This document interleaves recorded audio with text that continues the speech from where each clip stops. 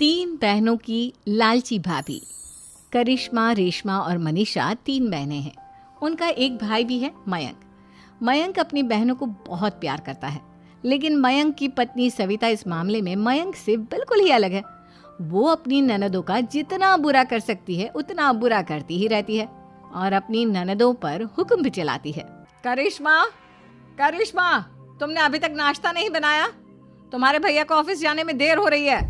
हाँ भाभी, बस अभी बनाती हूँ। करिश्मा, तुम ये ढीलापन छोड़ दो। कल को पराये घर जाना है। वहाँ अगर तुम इस तरह से काम करोगी तो लोग क्या कहेंगे कि माँ ने और भाभी ने कुछ सिखाया नहीं। और तुम्हारी दोनों बहनें कहाँ हैं?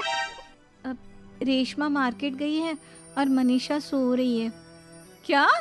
सुबह के 8 बज रहे हैं और ये महारानी अभी भी सो रही है? ये कहते हुए सविता अपनी सास दुर्गा देवी के पास जाती है। माँ जी, देख रही हो अपनी बेटियों के तौर तरीके?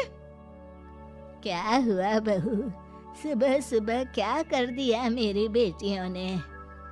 अरे एक तो अभी अभी उठकर किचन में गई है, दूसरी सुबह सुबह बाहर चली गई और तीसरी अभी तक सो रही है। क्या करूं मैं इन तीनों का, मैं तो परेशान हो गई हूँ। जा जाकर उठा उसे और रेशमा से मैं बात करती हूँ।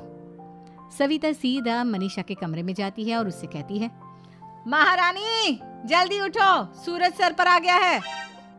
भाभी थोड़ी देर और सोने दो ना, मैं रात को लेट सोई थी। वो क्या ना, यूनिट टेस्ट चल रहे हैं। शराफत से उठती है या नहीं, या फिर पानी की भरी बाल्टी डालूं तेरे ऊपर? नहीं भाभी, मुझे बिस्तर में नहीं लाना, उठती हूँ मैं। मनीषा जल्दी से उठकर बाथरूम में चली जाती है।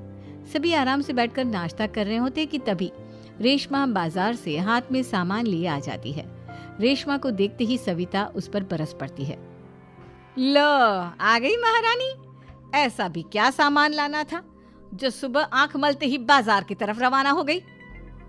भाभी, कल आप ही तो चीख रही थी कि घर का सारा सामान मुझे ही लाना पड़ता है, घर में किसी को भी किसी काम से कोई लेना देना नहीं है। अब मैं बाजार जाकर सामान ले आई तो आपको इस बात से भी तकलीफ हो रही है?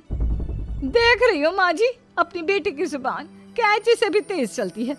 और मयंक, आप तो कुछ कहेंगे नहीं अपनी लाडली बहन को।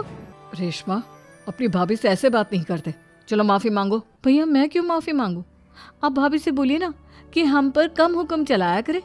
हम इस घर की बेटियां हैं और आपकी पत्नी की ननद है, नौकरानी नहीं। लो कर लो बात। इनकी भलाई के लिए कुछ भी बोलो तो इन्हें बुरा लग जाता है। इस घर में यही इज्जत है मेरी। देख लो माँ जी, आपकी बेटी किस लहजे में मुझसे बात कर रही है। सविता वहां से चली जाती है। मयंक को बहुत गुस्सा आता है, वो भी वहां से